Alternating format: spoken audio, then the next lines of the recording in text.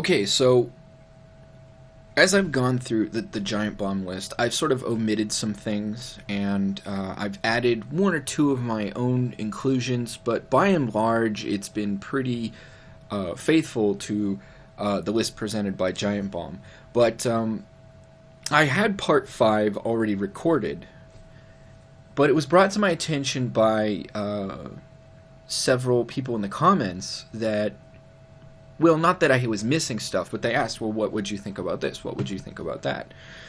And so I have to take that into consideration, and so I did. And, honestly, these were actually things I was going to include on the list anyways, but I literally had the Giant Bomb article in front of me as I was recording part 5, and so I was just going through that, and I was going to add these later because I really wanted to sit down and think, okay, what else could be considered that isn't on this list? And not only did I get some great recommendations from the comments, but also my own brainstorming, and then there's a very similar list on Reddit, which pretty much has all of the same titles with a few of the other inclusions. So I've kind of pared it down to these 4 extra inclusions. So these are sort of really going off the beaten path here for these inclusions. So the first one I'm going to include because chronologically, it probably should have been mentioned earlier. It wasn't really put on the list, and I still am struggling with whether or not I should put it on the list. But when I think about certain inclusions in this series, when I think about how it plays, especially the newer ones, and when I think about what is possible in the games, it's really hard to keep them off the list. And that would be the Hitman series. Hitman is probably one of my favorite video game series of all times. In fact, in terms of number of hours logged, even though I don't play as much as I used to, I mean, if you took all the hours logged I played with the original Hitman series, I think it would still be a contender for, like top 10, top 15, just in terms of hours played. So I've always loved the Hitman series. It's very near and dear to my heart. And I actually wasn't going to include it on this list because not only was it not on the Giant Bomb article, but for me, I don't know why, I've just never really gotten the feeling that Hitman should go on this list. And you could make several arguments as to why it shouldn't. And so I'm gonna really take a stand here. I'm gonna really take a stand and be brave and sit on the fence. I'm going to be talking about Hitman probably at more length in my honorable mentions video, but I'm also going to include it on this list because one of the, and if I didn't make this clearly earlier in the list, I think one of the sort of hard lines I had to make about what's considered an immersive sim is placed at whether or not it's in a first-person perspective. And while it seems rather arbitrary, and you could certainly make arguments that immersive sims don't have to be in a first-person perspective, I think to go back to the original design philosophy behind Ultima Underworld was, we don't want you to feel like you're on a grid-based system like in Wizardry or some of these other dungeon crawling games. We don't want you to feel like you're in the traditional Ultima games or this sort of top-down perspective, and there's lots of abstraction to give you the experience that you want, or like, these weren't really popular yet at the time, but like sort of isometric RPGs, that are real time and all of that kind of stuff, but still they wanted you to feel like you were in the character's shoes. Your soul was behind the character's eyes. You were looking through the world through their eyes and being immersed in that world, and it felt real to you. And that's hard to do in a third-person perspective. I'm not saying impossible, I'm just saying, to really get the feeling that sort of they were going for with the original Ultima Underworld, you kind of have to be in a first-person perspective. I think it makes more sense for immersion, and I think you could definitely make the argument that I'm wrong. And I would love to hear a discussion in the comments about whether or not that's a fair distinction. But for the purposes of kind of keeping this list sort of contained and reasonable, and to have as many common threads as I can through the titles, I put a hard line at first-person perspective. As someone in the comments pointed out, he was pointing out, I forget the name, but some isometric RPG that he felt was really sort of gave a lot of player authorship, a lot of player choice, and he felt it was very immersive sim esque. And he asked me if I'd tried it. I hadn't even heard of it, but while that may be, the list could easily get out of control, because I feel like that's sort of what games like Fallout and what games like any of those popular isometric RPGs from back in the day are, that's really what they're going for, is that tabletop experience. So it's, I think I think it's a fair distinction to make. And the reason I'm including Hitman is because of the fact that technically you can play many of them first person mode. And I think I'm also including Hitman as a way to start the discussion about, like, well, does being in third person necessarily make it less immersive? Because I haven't made up my mind either. It's just for the purposes of this video I made a hard line. But the Hitman series for sure is if you look at the way it's set up, Hitman plays like a sort of mix between Thief and Deus Ex, where there's a lot of these sort of like populated, simulated areas, usually like cities or open places where there's lots of civilians and you can blend in with crowds and stuff like that. But also it's very much like Thief in that you usually have like a singular objective, and you are better off utilizing stealth to get to that objective. But then of course, like Deus Ex, it doesn't really tell you what you should be doing, how you should be doing it. And while numerically it may penalize you behind the scenes for doing certain things, the game's not going to stop you from doing them. There are plenty of missions where I've had, maybe I've gone through it, gotten Silent Assassin, suit only, that kind of thing, and then just to get all my frustration out on all the annoying parts where guards would always catch me and I'd have to like load a save or whatever, I respawn at the beginning of the level with, a drum magazine M16, and I have the extended magazine long slide hardballers, and I just go nuts and I just take out every single person in the building, and it's totally doable either way. And I think there are two goals to Hitman. One is obviously player freedom, but I think one of the reasons I'd included on the immersive sim list is there is a hell of a lot of simulation going on in each Hitman game, and it's not there necessarily to create a totally immersive experience, but what it is there for is in aid of player authorship, right? All of these things sort of work in a certain way. It does give you an element of randomness to the world that does make it feel more organic and real. So there is a large degree of immersion in the Hitman games, and it depends on which title and which team and everything like that was working on it, how immersive it's going to be. Some of them can be a little more campy and goofy, and that's obviously not going to be very immersive. But one of Warren Spector's core design principles is player authorship. And even though Hitman is much like Thief, where it is one genre of game, or at least one general play style. You can't get through the Hitman games without killing people because you're a Hitman. It's not Dishonored, it's Hitman. You have to kill the target. Warren Spector, I think, would, when I've heard him talk about this kind of stuff a lot, I think ultimately he would have issues with that. He'd be like, well, what if you could, I think, so that's probably why games like Dishonored were made, so that you could get through them completely non-lethally, and have that authored experience. But self-authored. But in Hitman, you have because of, the simulation is in aid of player authorship, because there's about 1 billion ways that each job can go down. There's about 1 billion different things you can do, and half the fun of the game is just trying to figure out, okay, what's here? What's at my disposal? What tools do I have? Is there a large, tall building that's largely unguarded that I can climb up and try and snipe from? Is there a place to sneak in with my suit or with a disguise, and where I won't have to be frisked for weapons, and I can go and silently take him down with a pistol or a garrote?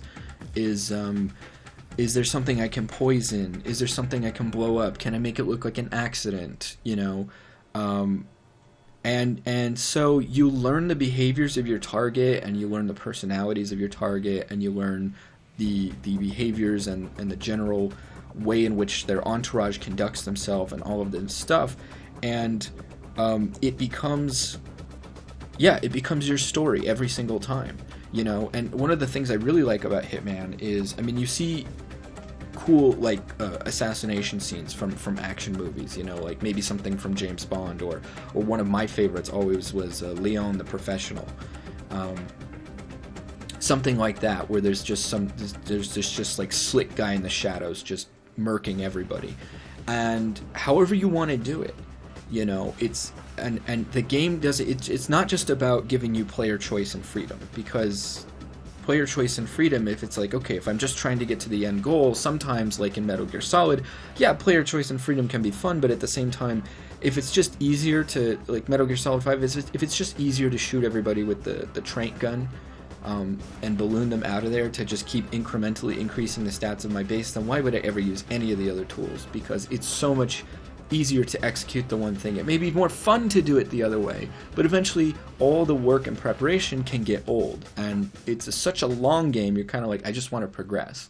But in Hitman, it's about an authored experience. You know, you can get a different level of satisfaction for in which way you take out the target. So yeah, most of the missions at Hitman could actually be completed fairly easily by just walking straight up to the dude in broad daylight, shooting him in the face, and then running away from the cops. Yeah, that's totally possible, but that's not going to be a very satisfying experience when you're supposed to be this, like, you know, cold as ice Hitman who, you know, depending on how you... And that's the other thing, you role play as 47. You decide what kind of Hitman you are, you know? And sometimes, you know, I'm just like, I'm a jack of all trades Hitman. Like, not even a jack of all trades. I'm a master of all, you know, trades Hitman. You know what I mean? I'm not the master of none. I can do whatever you want, you know? You can be whatever you want, baby. No. No, I mean, if you want it to look like an accident, I can do that. If you want it to frame somebody else, I can do that. If you want to send a message and have some carnage, I can do that. But the thing I really like about the way I play my Hitman is, you know, he always comes out on top. You know, very rarely do I get bogged down in straight up firefights, but I can make it more gruesome. I can make it more, I can increase the body count. I can make it more stealthy. I can make it look like an accident. I can do whatever I want. And sometimes, you know, I just roleplay as 47, and I'm, you know, especially if, you know, I think another thing that IO has gotten really good at in recent years is just making you absolutely loathe most of the targets, so that you're just, you know, you either want to kill them in the most creative way possible or the most the cruelest way possible, and send a message, or you want to make look like an accident, or maybe you can make them look like an idiot or something like that. I mean, it's just, there's a lot of fun to be had with it. And I don't necessarily disagree with the structure in which the modern Hitman games have gone in, you know, the episodic structure. I think it was stupid to... I mean, honestly, the way Hitman is supposed to be played, it makes a lot of sense. But I think the problem that they didn't realize that they would encounter is that a mission select screen is a much better... Like, all of the other things that they put in, like challenges and things like that, those are fine. You know, those give you... I mean, the previous Hitman games, you would have self-imposed challenges. Like, I want to try and, you know, like, I remember there's this one where there's this guy in Scotland or something like that. He has this house on this lake in Scotland, and he's got guys everywhere. And I wanted to disguise myself as one of his guys, and he's sleeping next to his wife in bed, and I wanted to smother, like, I wanted to be that much of a badass. Like, sneak into his room, smother him with a pillow right next to his sleeping wife, and then leave the room stealthily, and no one would be the wiser, you know. But it was clear that he was smothered with a pillow, so they'd be like, wow, how did this guy slip from, how did he get in here, and how did she not wake up? You know, that was an interesting, like, story. That was my authored story for that particular mission that I wanted to complete. It was a self-imposed challenge, and I did it. But I think for other players, because I would say this about the newer Hitman games, 2016, and then Hitman quote-unquote 2, which is the 2018 release, yeah. Not to be confused with Hitman 2 Silent Assassin, but I think that one of the things about the newest iterations of IO's games is, as perfect as they're becoming in terms of a pure distillation of the Hitman experience, even I, as an experienced Hitman player, I find them rather daunting. You know, I think to truly master a level, any mission in the game, you're probably going to have to sink anywhere from 10 to 20 hours, depending on the level. And for games that are like 10 or more missions each, that's like 200 hours? Maybe not. No, yeah. I mean, to really like explore all the different paths and all the different kills, and you know, there's the scripted kills, which I'm of two minds about those, but I'm more leaning to, you know, like, I think that they were only included because the worlds are so massive and so deep. Each mission is so massive and so deep that it's just like, yeah, players are never going to find this if we don't put this in, you know, like, so yeah, with the, you know, it's ameliorated somewhat with the scripted kills and things like that, and so I think a lot of the inclusions that they've put in work for the new direction that the game is going in, with challenges and revealing scripted kills and things like that, because it helps players who aren't as experienced with the Hitman games find the cool, interesting kills. I just think there's too much hand-holding. But, you know, simultaneously not enough, because at the beginning of a scripted kill sequence, they'll tell you, like, okay, walk 2 steps left, walk 2 steps right, pick up the screwdriver, walk 2 steps right again, talk to Samantha, tell her hair looks nice, walk 2 steps left again. But then towards the end of the kill, they're just like, yeah, there's a room with an exposed socket and some water on the floor that he might walk through, or there's a flower pot that he's gonna go sniff that you could put a bomb in, or, you know, he's got a pet Bengal tiger that he's gonna go chastise, you could like unhook the leash. We're not really gonna tell you what this, and so sometimes you'll come up with a creative kill, but it won't meet the criteria for the scripted kill that was being set up. So it's kind of weird that they hold your hand too much in some areas and then they don't give you enough clues.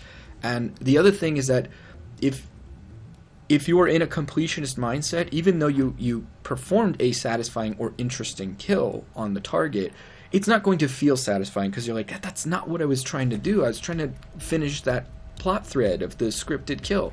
So by trying to herd the player, they're actually making it a less enjoyable experience. And that's my biggest gripe with the new Hitman games, is that I felt much, because it was so player authored, the previous experiences, I didn't know if that was something that the developers thought would be a really cool way to kill the dude. I mean, it's possible, but I don't know if that was their intention. Smothering the dude with the pillow in Hitman Contract. I didn't know. It was something I came up with that I thought was cool, and when I accomplished it, I was satisfied. So I do like the challenges, because they can help add some structure to a very daunting, amorphous world that, you know, I've played through. I think I've put 40 hours into Hitman 2, and Mumbai is still vexes me. You know what I mean? I feel totally lost every time I'm dropped in that map. I think I spent 8 hours on Miami one night, and I know it okay, but I don't know it like the back of my hand, you know? And to compare, you know, like Hitman Contracts, for example, I feel like most of the maps in Hitman Contracts and most of the density of opportunities are about a quarter of what you find, or less, that what you find in modern Hitman games. So Hitman Contracts, for example, could be mastered like, you could get your bearings in a mission fairly quickly and start identifying, okay, I could do that, I could go there, I could poison this, there's a sniper up there, I could steal his gun, there's a guy with a disguise where I can get right into the target's apartment, I can disguise myself as a masseuse, I can be a shelf, you know, like, it's very easy to map out where things are. In Hitman 2016 and Hitman 2, not so much the case, unless you want to stick with the scripted kills and this and that. Then, you know, yeah, you can, but that's just really a game of Simon Says at that point. As Yahtzee Croshaw said in his review, and I'm not trying to mind a bird here, but after I heard him say it and I really thought about it, I'm just like, that's absolutely what they are. Hitman, the early Hitman games were kind of like adventure games for psychopaths. You know, it was kind of like Escape from Monkey Island for psychopaths. You know, like, okay, if I go here and grab the conch shell, and then I go intimidate the monkey, and then I go over here, you know, the pirates will give me the dirty sock that I can use to buy the crankshaft. You know. So you're just trying all these different things, like, will this work here, will that work there, and it's a puzzle game. You're just like, all right, how do I kill the target in the way that I want to kill them to get this cool sort of cinematic, or at least satisfactory conclusion to this mission. And it's sort of lost with all the scripting. But I mean, it's still there though. It's still there if you want to ignore the scripting and stuff like that. And so yeah, Hitman is really about experimentation. And everything. The other thing I would say is a big issue for me with the newer games. Quick aside, the newer games do not have a first-person mode. Hitman 1, 2, and 3, and 4 did. So, Codename 47, Silent Assassin, Contracts, and Blood Money all had a first-person mode, which is why they're sort of included on this list. I don't never play in first person, but it's usually so I just need more accurate shooting. I typically walk around in third person. It's the most satisfying way to play the game, I think. But you can play it in first person, so there you go. And so the fact that they've taken that out, but I've heard, you know, through the grapevine that Hitman 3 coming out in 2021, or it's either this year or 2021, is going to put the first-person camera back into the game, which will be interesting. I mean, I didn't use it a ton in the previous games, but it's just a nice feature to have. And but the biggest gripe I have, honestly, about the game, because the daunting level size it's kind of like it's kind of a shitty thing to complain about, especially in the modern industry. Like, it's like, okay, just play the game more. There's a million things to discover, and it's like, okay, I will. I love the game. I probably should play it more, you know? No, the biggest issue I have with the new Hitman games is the always online feature. And when I first got it, I was overseas playing in a third world country, and my internet was garbage, and I was losing connections to the server all the time. So one, you don't have access to certain equipment unless you're playing on the server, which is horseshit. And two, it will crash you to the menu screen every time you lose connection while playing a mission, because the game's like, oh, well, we can't track what you do as rewards anymore, so like, we'll make an autosave for you real quick. But if you want to continue where you left off, you have to reconnect and reload. And also, because the load times are not dependent on the game engine or your processing power, they're dependent on your connection to the servers. So I had these horrendous load times, and so it kind of ties into the big gripe I have about the newer Hitman games is I do feel like the systems are a little less reliable. I do feel like it is a bit more trial and error. I definitely was quick saving and quick loading like a madman, you know. I had those bound to the left and right mouse buttons, you know what I mean? That was exaggerated. I played it on Xbox anyways, but the point I'm trying to make is that Hitman 1 and 2, or 2016 and 2 are if you're gonna have an always online feature where the load times are dependent on connection to the servers, and people can be kicked out of the servers at any moment for a bad connection, and they're going to lose their immediate progress in the game because you're going to crash them to the menu screen, and loading takes as long as it does. I mean, I hated Hitman 2016 when it came out. It was the most controller-snappingly frustrating fucking thing I've ever fucking played because of that bullshit. All of the always online bullshit. And the thing that pisses me off is once they got out from under the yoke of Square Enix, they continued it with Hitman 2. So if that shit's in Hitman 3, I'm gonna be pissed as fuck. And they're just like, well, we have to preserve the sanctity of the leaderboards.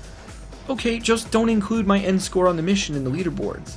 I'm fine with being taken off of the leader. The other thing that pisses me off is like, okay, I'm a very much a purist when it comes to Hitman in terms of like gear and stuff like that. I like the silver ballers, you know, or they don't have to be silver. I mean, stainless steel's fine too. But I like the original AMT hardballers with the rosewood wraparound grips. That's my thing. I'm very into it. If I could own one in real life, if they weren't so rare, I absolutely would. And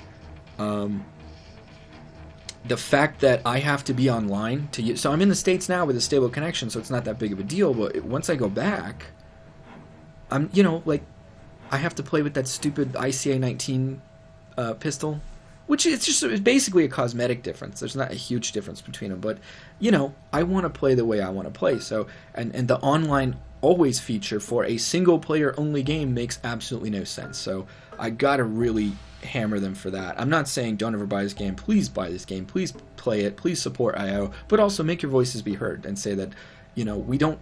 Maybe some people care about leaderboards and opportunity targets. I mean, they are fun. I'm just saying that if it's a single player only experience, do not force people to have to use it to play. Or even to unlock, like equipment and stuff. That's just criminal. So, but ultimately, yeah, I think the Hitman games are basically what they do. They drop you in a simulation of a city or some environment where the NPCs all have independent AI. It's more of a simulation than a lot of scripting and stuff like that. Certain pathways will be scripted and stuff like that, but it feels like more of a simulation, and things can go bad very quickly because there's a lot of element of randomness. It's not necessarily an aid of immersion, like I said. I'm not saying they're non-immersive games, but they're not... When I compare it to something like Thief or even Dishonored, to be honest, I don't find Hitman as immersive, especially the newer titles, starting with Blood Money. They went for a much more campy tone, so things are supposed to be a little bit more goofy, and that sort of takes me out of the experience, at least in an immersion sense. But as a game, they're phenomenal. But where I think they sort of come back round the horn, or should I say come back full circle to sort of fold back into the immersive sim design philosophy, is the self-authored experience, the player expression, not just player choice, but player expression. They give you tons of choice, but tons of choice in a big empty sandbox can be kind of meaningless because it gets boring after a while. Me personally, I can only dick around in GTA, shooting cops with rocket launchers for about 15 minutes before I get bored. Red Dead 2 is a little bit more fun. I could probably go maybe an hour in Red Dead before I get bored. So you need some structure there to make things happen. And the structure in Hitman is how would you like to kill the target? Let's think, why don't you think of a cool way to kill the target and execute it and make it happen? And that's what I really like about the Hitman series. So like I said, I'm going to be talking... Well, I already talked at length about them here, so maybe not, but I will also mention them on the honorable mentions because I think they are halfway in, halfway out. I don't know if I'd call them pure, total immersive sims, but they're so heavily inspired by the same principles that define immersive sims. And I think if you really look at how they play and everything, they are more like a sort of traditional immersive sim than most of the other games I'm going to be talking about on my honorable mentions. So, yes, I included Hitman on this list. Plus, I haven't gotten to talk about Hitman on my channel, even though I did record a ton of Hitman 2 gameplay for the channel because I'm going to do a review. So, an excuse to talk about the Hitman series is good enough for me.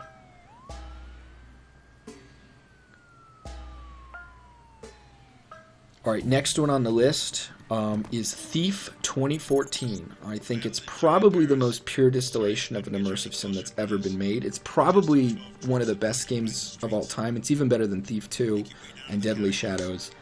Square Enix and Eidos Montreal, they just really knew what they were doing. They did well with Deus Ex first, and then they just brought Thief was okay before, but then Thief 2014 really showed us what you could do with a Thief video game.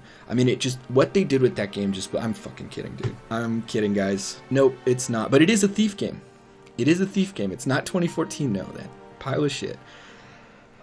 What a disappointment. At least they didn't necessarily ruin the lore of Thief, necessarily. In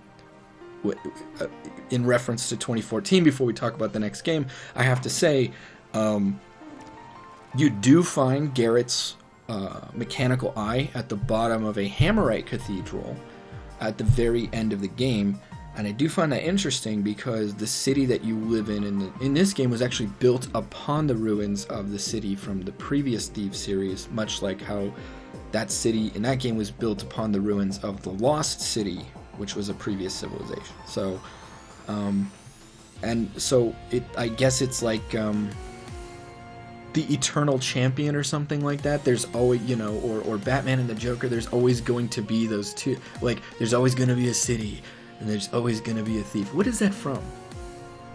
BioShock. Oh, there's always going to be a lighthouse, and there's always going to be a city, and there's always going to be a city, and there's always going to be a thief named Garrett. And it's like, okay, way to retcon your way out of the fans absolutely despising you. But at least they're not trying to imply that that's the Garrett from the previous Thief series. So I was at least happy with that. That, you know, the canon from the previous series hasn't actually been necessarily fucked with. But no, this is a Thief game, and it's Thief Simulator.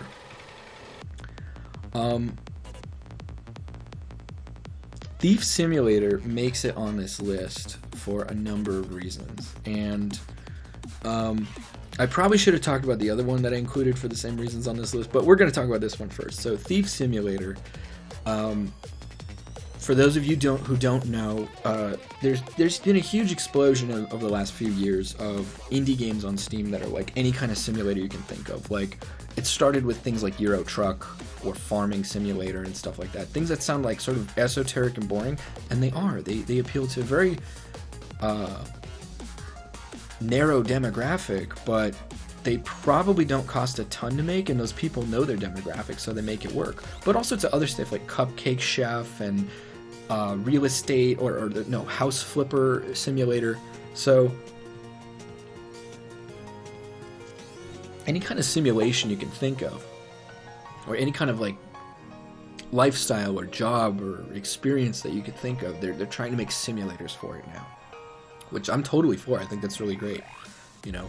In fact, there's one I've been playing recently. I suck at it because it's very complicated, and I was drunk the first 2 times I played it, so I was having trouble wrapping my head around the mechanics, and also I was not being patient, which is Hunter Call of the Wild, which is and oh god, did I just shoot myself in the foot? Am I going to have to include... I'm not going to include it on the list. I'll probably put it on honorable mentions, but you could definitely make the argument either way for that game. But Hunter Call of the Wild is just, it's a hunting simulator, but it's not like those old Cabela's games where you just run around just like on a rails shooter, just shooting at everything you see. No, I mean, you have to do things like keep track of if you're downwind or upwind, or how much noise you're making, and you have to move very, very slowly, and you have to look for animal tracks and droppings, and when I say slowly, I mean fucking slowly, and if the wind changes on you, you're fucked. You're gonna lose your game real quick. And you got to start looking for patterns of, okay, where do the animals go and things like that. And I think you may even want to like wait up or something like that. Like if you see, oh, they probably come here a lot, you might want to find a vantage point really far away and then hold up there, as you do in normal hunting, until they return, and then you can try and pick a few of them off. So, and it's just kind of fun to simulate sort of just being outdoors, you know, and camping and hunting, and just, you know, there's beautiful environments in that game. So, but Thief Simulator is very much the same thing, you know. The original Thief was definitely had a lot of simulation in it, and I think it was more trying to role play as Garrett rather than completely simulate his existence, you know.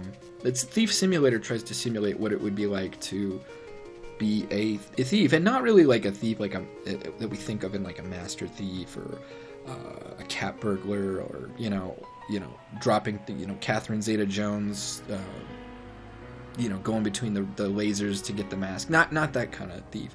Really more of like a kind of a burglar, just breaking into like random people's houses, breaking into trailers and stuff like that, stealing TVs, stealing radios. Although I can't imagine you'd get much money for radios these days, but I don't know. But anyways,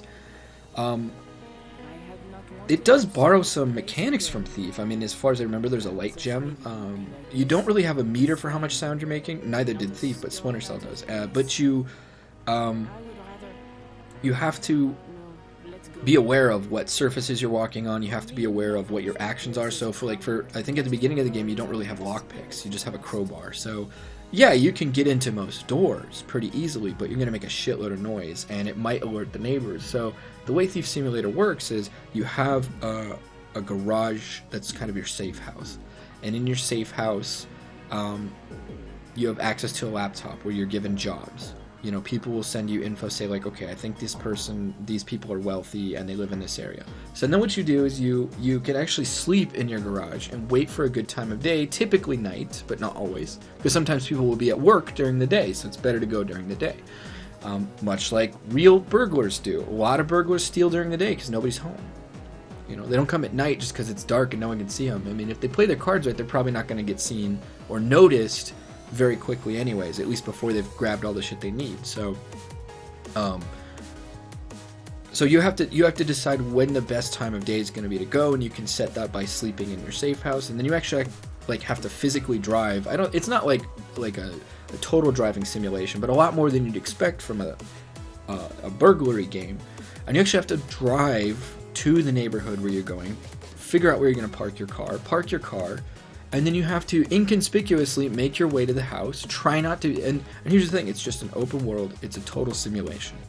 There are neighbors doing their own thing, there are people walking their dogs, there are kids playing out in the street, and you got to figure out how to get from where you are to the house to break in and get your stuff. And sometimes you may want to case the joint before you go to see, okay, do they have a dog? Do they have, what kind of, is the gate locked usually? Do they have floodlights that'll go off at night if I want to come at night? Do they have a security system or an alarm?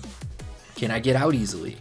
Is this road used a lot by people like joggers and stuff like that? So you might want to case the joint first. Then you go, you do your thing, you take the stuff, and then here's the thing, sometimes the stuff is difficult to carry. It's not easy to carry. So you gotta you have to weigh your egress and how close your car is and all that kind of stuff with how easy it's going to be to take something to the car, because sometimes you'll move slower, but also you're just conspicuous. You don't want people seeing you walking through the streets with a TV. It's very conspicuous. So then you have to get to your car, take it to your safe house, and then you can put it on these, I think, racks or whatever, and then your fence will come and get him and he'll leave you money.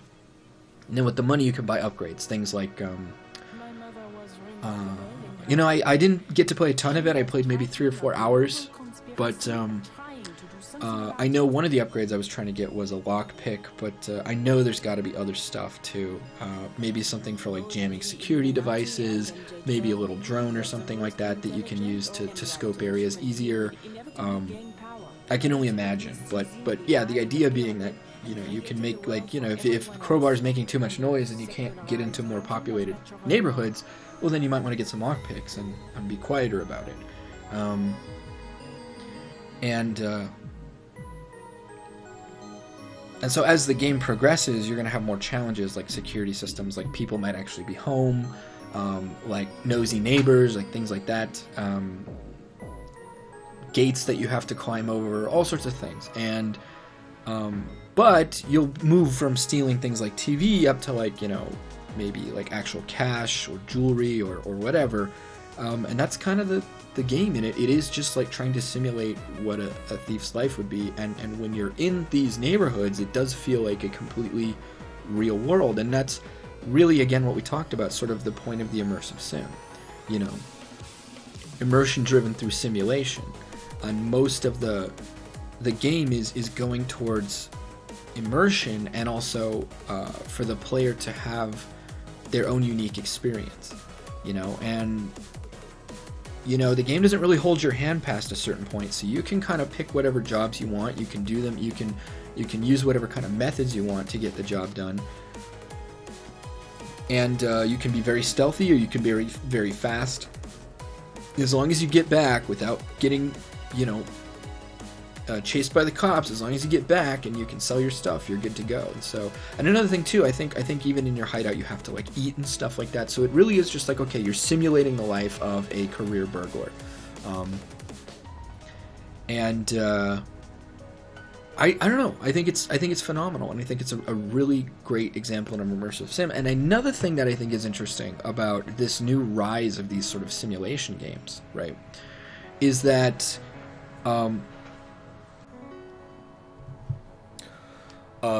there have been many people who have compared early Looking Glass games, like especially Ultima Underworld, to flight sims. And if you look at Terra Nova, Strike Force, Centauri, you know, obviously that was supposed to be a mech sim, so it's supposed to be some sort of combative vehicle simulation, so it's very close to a flight sim. But System Shock and Ultima Underworld 1 and 2, the level of degree of control you had over just your character's movements and how to interact with the environment has been compared with flight sims in the past. And you know, we know that simulation is a big part of, you know, Looking Glass's design philosophy, and that they think that ultimately it makes a space feel more real because nothing's scripted. It's all, it feels like a real place where anything's possible, and you know, characters and things and whatever have their own AI and the own rules that they have to follow, but there's not a scripted path that's going to be the same every time. And so you could say that, you know, one way to make an immersive sim is to make a simulation game like a flight sim or a truck driving sim, but just expand upon it to make it more immersive. You know, it's not very immersive in a flight sim when you just teleport into the cockpit and now you're flying around, right? One way you could make that more immersive is the fact that you have to walk to your aircraft. Let's say you drive up to the airfield from your house. You go to the little, if there's like a diner or a coffee shop or something like that on the airfield, maybe get something, a cup of coffee or something like that, maybe talk to some people. Then you go and you file your flight plan. And then you go and you do your pre-flight checklist on your plane and you inspect everything. And then you go and you get in your cockpit. And then you radio the tower and you get clearance. And then you say, okay, I'm going to take off. And then you taxi to the runway. And then you, when it's your time to go, then you actually have to take off successfully. Then when you're flying, there might be weather, there might be turbulent conditions you have to worry about. You might have to worry about variable air density and where you should be flying, what things you can fly close to and what things you can't fly close to, and things like that, you know. And worrying about things like, you know, putting too many G's on your plane if you need to make a turn. You know, you might need to make these really long gradual turns rather than just make it really tight, because then your plane's just going to fly apart. And then actually go to where you're going, and then, you know, make a safe landing, and then get out there and then drop off or do whatever it is that you need. That would be like an immersive flight sim rather than just a flight sim. You see what I'm saying? Because it's a much more real feeling experience, because you have to do all the things a normal pilot or person would have to do in that world and that profession. And oddly enough, in Looking Glass's flight sims that they made, you do some of these things. Like, for example, in Flight Unlimited 2 and 3, you have to be in constant contact with the air traffic control, which is a real thing. I have a buddy who's a Navy pilot, and he drove up to see me one time, and he was just like, this was just after he started learning to fly, and I was like, hey man, he's like, that was the weirdest drive ever. And I'm like, what are you talking about? He's like, I was talking to myself the whole time. And I'm like, okay, why? He said, well, because there's not a lot of quiet time in the cockpit, especially when you're learning. He's like, you're in constant communication with the towers and people on the ground. Like, you can't ever shut up. You have to tell them every little thing you're doing. And he's just like, it's weird just being, like, operating a vehicle now and not speaking at all, you know. And he's like, it's just second nature to me now to be calling out what I'm doing. And I'm like, that's really weird, man. So, but yeah, I mean, it's imperative for commercial airliners and stuff like that to be in constant contact with the tower and air traffic and other planes and things like that. And so that's one thing that they did to try and make flying more immersive. In the original Flight Unlimited game that Looking Glass Studios made, the way that they made it more immersive was that rather than, you know, calculating all these force vectors where they should be and how a plane should feel to determine how the flight should feel and flow and work, the guy who did most of the physics programming for the game was a particle physicist. And he wanted to make a computational fluid dynamics model so that it was actually the interaction of the geometry of the aircraft with the fluid dynamic situation that would create actual lift to lift the plane off.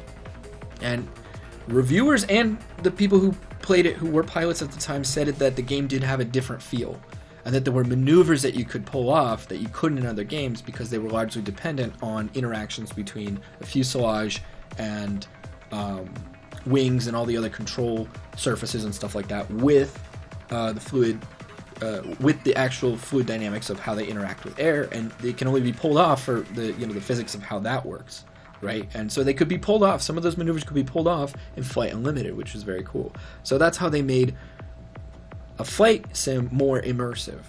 But if you wanted to make an immersive sim, flight sim, you would kind of sort of live out the day-to-day life of that pilot, and that's ostensibly what they did with Thief Simulator. You are living out the life of a thief. It's a little bit more immersive in that respect, because of that than the actual Thief games. Because except for Thief 3, where you're almost living, one-to-one, minute-to-minute Garrett's life in the context of that story. In the other two games, Thief 1 and Thief 2, they just arbitrarily drop you at the beginning of a mission. And then once the mission's done, you go to a splash screen, and then you start a new mission after a cutscene. Whereas in this game, you have to get in, get your stuff, get out, go back, fence your stuff, invest your money, eat, sleep, do whatever, and then pick a new target, and then go out and do it again. And you live this whole, and you even have to drive to and from the objectives, as far as I remember. It might not exactly be like that. You do have to do some driving, but I don't know if you have to drive like all the way from the objective to the safe house. I think you get to a point where it's just sort of like you teleport, But the fact that you do have to drive your vehicle and be aware of like other cars on the road and not crash in, it's like a whole thing. So, it's got the simulation part there. The whole world is just this large simulation, and then they're doing everything in their power to make it as immersive as possible and put all these realistic constraints on how you conduct yourself in the game world, to sell the believability that you are living the life of a thief,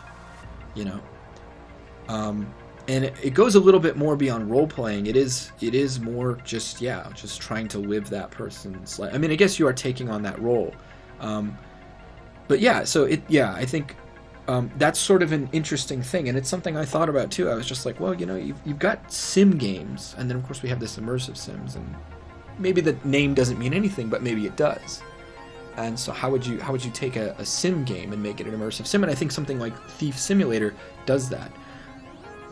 Which brings me to my next game, and sort of the game after it as well, which is My Summer Car. My Summer Car is the exact same philosophy. How do you take Car Mechanic Simulator, that kind of game? That's one I didn't mention earlier with the big wave of sim games that I actually liked, because I do like working on cars, but I've worked on too many cars now, and Car Mechanic Simulator is too tedious, so I don't like either anymore. But how do you take a car mechanic simulator and make it a car mechanic immersive simulation? Car mechanic simulation, and turn it into a car mechanic immersive simulation. They do an okay job in Car Mechanic Simulator. You are in first-person mode. You have to walk around your shop. You have to physically move things like the oil basin and stuff like that, or the oil collection basin underneath cars to collect oil, because otherwise it'll spill all over the floor, and then you got a cleanup cost. You have to undo every single little bolt every time. Like there's not a lot of fast tracks for removing parts on the car, as in real life, So there's a fair amount of simulation there, and there are some immersive aspects, but it's not like you can drive the cars, I think, but it's not like you can go, home and live your life, or like have to pay your I mean, I'm not saying that would be a good game. I'm just saying like there's not a ton of immersion there, because you're trapped in this little mechanic shop. You don't go or anywhere or do anything else,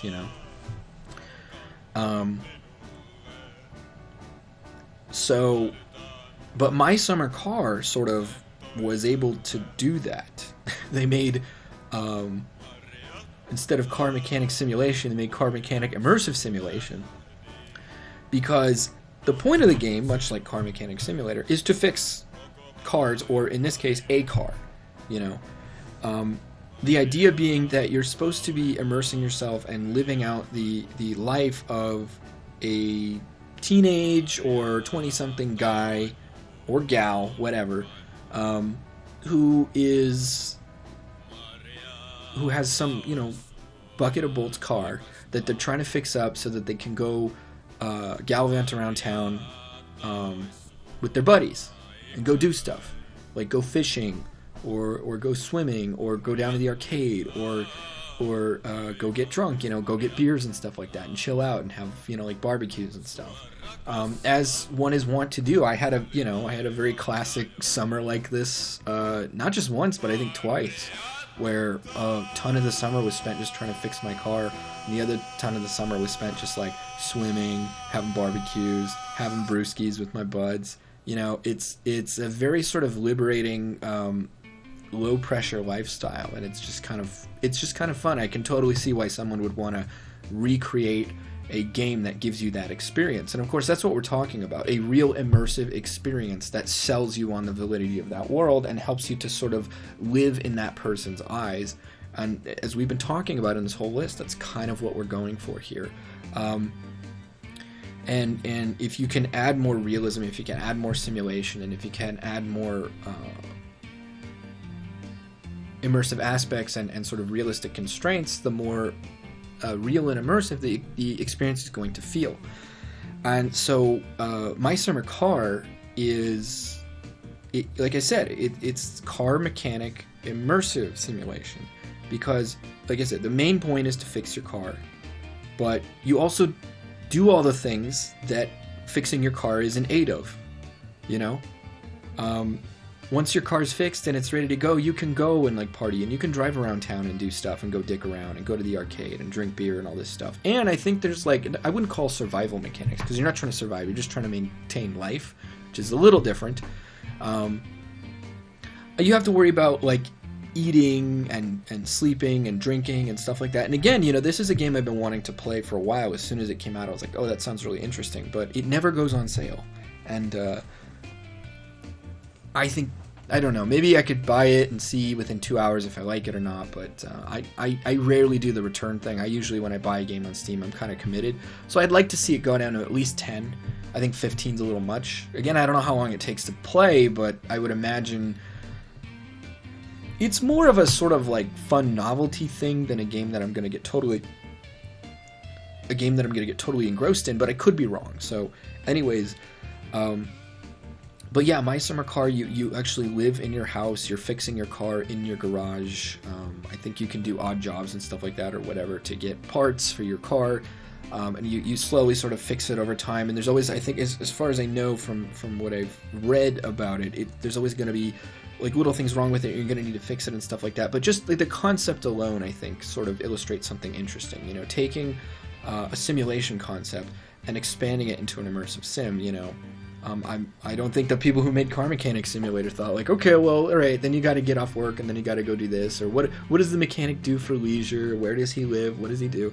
But My Summer Car thought about all this stuff, and you were living the life of a sort of carefree young person whose only main goals in life, at least at this point in time, are to make sure the car works, make sure they're fed, and they got a steady supply of beer, and they can go hang out with their friends.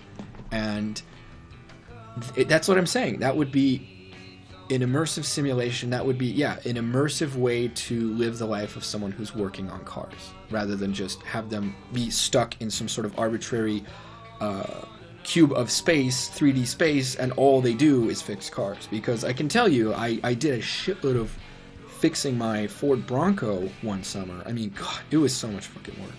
I mean, it was like dawn to dusk. But it wasn't all I did. Sometimes it's all I did. Well, other times I would, I'd go to work to get money to buy parts for my car. I was working as a dishwasher at the time, just down there. I was walking distance from my job, and then my buddies would come hang out with me, and we'd, just drink beers. I think at the time, I was a teenager. No. Yeah, I was like 19, I think. And, but one of my buddies, he either had a fake ID or his brother bought it for, or something like that. But basically, and my parents were out of town for like a month and a half. I don't know what was going on. So I just had the house to myself. So but we weren't like raging or anything. Like, just buddies would come over. They'd bring like a 6 or a 12 pack, and we'd all just like chill in the pool and just whatever. And then when they weren't there, I'd be working on my car and stuff like that. And my car was fixed. I took my girlfriend out to, look at the stars. Took her out on these desert trails to go look at the stars and stuff like that. It's just like, yeah, recreating that experience in a game. If you wanted to simulate what the main actions that I was doing, it would just be working on cars. But if you wanted to immerse yourself in my experience that summer, you would do all those other things, And so, I think it's an interesting conclusion. And again, as far as I know, there's no prescribed way to play the game. It's just kind of drops you in the world, and it's like, all right, you should get your car fixed, and you should have fun, and that's pretty much all you got to do. So again, it's about sort of the player having an experience, the player living in that world, and believing that it's real. I am excited to play it. I haven't played it. I'm just talking conceptually about what it is and why I think it sort of qualifies. And you could argue whether or not it deserves to be on this list. That's totally fine. I bring that up. I think Thief Simulator totally deserves to be on this list, and I think this is a much better example of that idea of taking sim games and making them immersive sims. Because I think it's totally possible, and with the rise of sim game, Elite Dangerous is a fantastic sim, but it's not necessarily an immersive sim until you can get out of your spaceship and go to the local spaceport and Captain Kirk all the green alien women you can see, and then get drunk in the bar and get in a fight. Until you can do those things in Elite Dangerous, it's still going to be a space flight sim.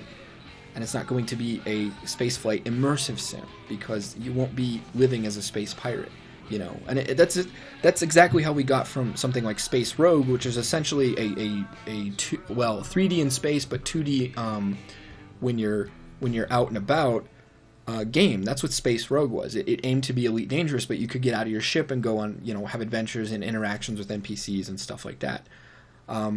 But of course, it wasn't incredibly immersive because it was this top-down isometric 16-bit whatever. And Paul Neurath, his frustrations with the lack of immersion in that. Well, I don't want to say frustrations, but him wanting to push beyond what he did in Space Rogue is what ultimately led to Ultima Underworld. And so you can see where the parallels are starting to be drawn. And I think essentially Star Citizen is attempting to do that very thing, And I think Cyberpunk Cyberpunk 2077 is the sort of free range response to something like Deus Ex, where there's probably going to be a plot and stuff like that, but there's a lot more choice about who you are in that world and what you're supposed to be doing, So, but yeah, Elite Dangerous is not going to transcend just being a sim and become that much more immersive until you can do more than just fly. And so something even as silly as a car mechanic simulator can transcend being just a sim and become something like an immersive sim if it just lets you do more than just fix cars, because that's not all someone who fixes cars does. Maybe a lot of what they do, but it's not all they do.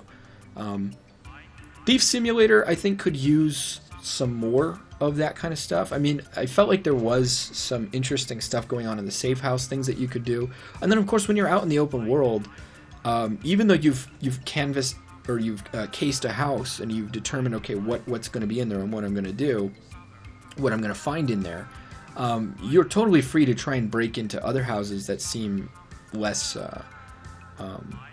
protected or seem like easy targets on your way out. You're free to do kind of whatever once you get out into the neighborhood. So it's at your discretion what's going to occur. So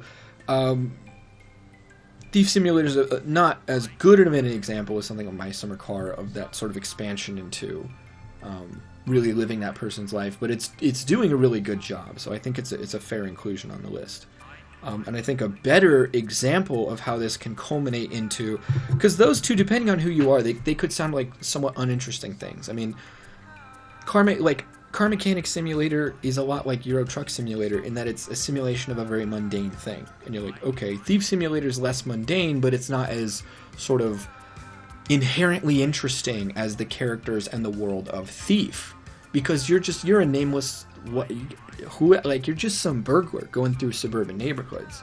You're not like the world's greatest thief going through this steampunk medieval fantasy city with all this crazy shit you've never seen before, and these interesting dialogue and characters and imagery and stuff like that. So Thief is a much more, I think, striking and engaging experience which is probably why, even though I really like Thief Simulator, I haven't gone nuts with it yet. Well, another thing is that my machine at the time doesn't really run it. I have to use GeForce Now, and that's a whole nightmare sometimes.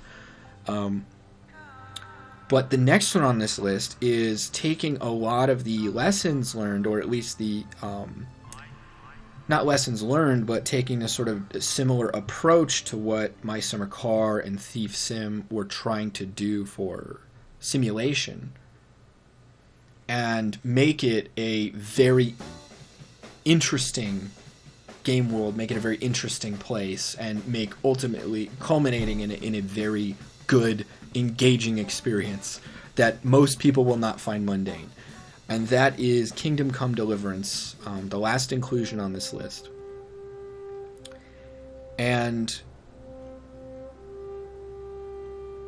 Kingdom Come Deliverance, I debated about whether or not to put this on here because it does have some issues, but if I compare it to some of the other things that are on this list already, what is the point of Kingdom Come Deliverance? Well, plot-wise, it is to retrieve your father's sword that was stolen from you after your village was ransacked by an invading army.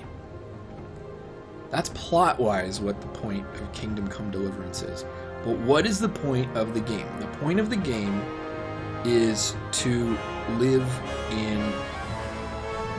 The point of the game is to live the life of a blacksmith's son who, after his family has been killed, is just trying to make his way in the world in 15th century Bohemia. That's the point of the game. The world is real. It has real consequences. Everything in the world behaves pretty much how you would expect it to behave were it one-to-one reality. And there is an incredible amount of simulation going on in the game, and there are an incredible amount of immersive game systems put in place to help reinforce not only the reality of the world, but the reality and gravity of the consequences of being in that reality. That's the point of Kingdom Come Deliverance. And it gets pretty in-depth, I gotta say. Your character does not know how to read, for example. Your character pretty much must sleep every night, must drink water at least once a day, and must eat at least once every 2 to 3 days if you're really, like, living on the edge. Your character, after fleeing their ransacked city, basically doesn't have a penny to their name and is already indebted to someone and must find ways to work that off. And your character is going to very early on become morally compromised because of the fact that you are broke and you don't have a job and you have no way of taking care of yourself whatsoever at the beginning of the game. You can get stuffed from eating too much, and it's going to affect your character's stats, mobility, agility, things like that.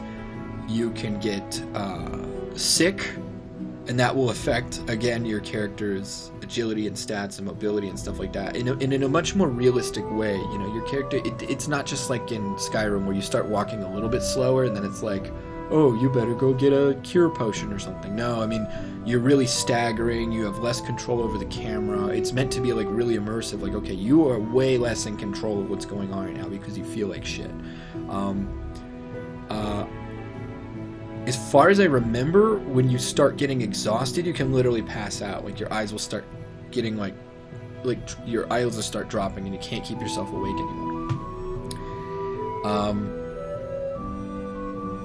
If you get too drunk, you'll wake up the next day, and dealing with a hangover in that game is not fun. I mean, you can barely move, your character feels like shit, and all of your stats are significantly debuffed, and it lasts forever. It's not like Red Dead 2 where you're like, oh, I feel like shit, and then you get up, and, I don't know, you eat a biscuit out of your saddlebag, and you're like, much better. You know, it's not like that. It's you really are gonna feel like shit for hours, like in reality. So another thing, if you don't bathe for a long enough period of time, people will start to say that you smell and they won't want to talk to you, and it's going to significantly hamper your chances of successful dialogue interactions. However, if you're covered in blood, it could go either way. People might be afraid of you, and that means that they don't want to talk to you, or they might be afraid of you and they're afraid to not talk to you, and they will just kind of do whatever you say because you're covered in someone else's blood. Sword fighting, it's not like Skyrim where the sword is just, you know, just sitting in your hand as you walk around the screen, and you either press attack real quick or you hold it down, and that's and maybe there's a block, and that's pretty much all there is to it. No, in Kingdom Come Deliverance, if you want to block, you have to determine at what angle and direction the attack is going to come from. You have to determine the angle and direction of your attack.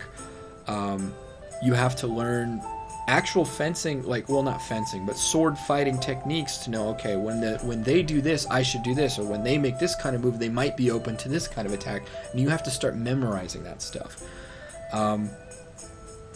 Another thing I like about Kingdom Come Deliverance is that, this is the thing I love the most. This is the thing I love the most. This is something that's really immersive, and it's helping you simulate what it would be like to be in that situation. I found this to be just fantastic. Okay, here's how leveling works. It's a lot like Skyrim. The more you do something, the better you get at it, much like in reality. Okay, nothing terribly new about this, because that's essentially how Skyrim works, you know. If you're a thief build in Skyrim but you never press the sneak button, I don't care what divines you pray to or what star sign you have, you're not going to have a very high sneak ability because you haven't practiced. Whereas I think you could sort of curb that in the other games like Oblivion and Daggerfall and Morrowind. But in Kingdom Come Deliverance, you get better by doing. Here's the kicker. In Skyrim, sneaking is as easy as pressing the crouch button.